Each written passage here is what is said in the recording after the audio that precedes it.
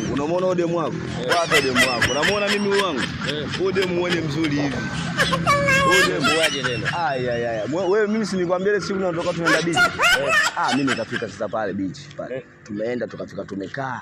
Kanipeleka hapo sasa tumetembea demu amesweti kijinga nikasweti unajua ametoka mijasho.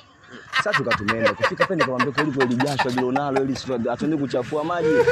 Akaniambiaje? Kwamba twende mimi nimeingia nimedumbukia mle ndani nikaanza kuoga. Nikaanza kuoga kwanza sikatangulia yeye. Alipotangulia kadumbukia hivi. Mimi nikasemaje? Nikasangana mimi niende kudumbukia vile kuebuka mama yangu nikasema tumeshaharibu. Maji yote yamekuwa chumvi. Unajua chumvi? Nikasemaje? Hebu kwanza huyo demu nimuone. Muone wewe hapa huyu muone.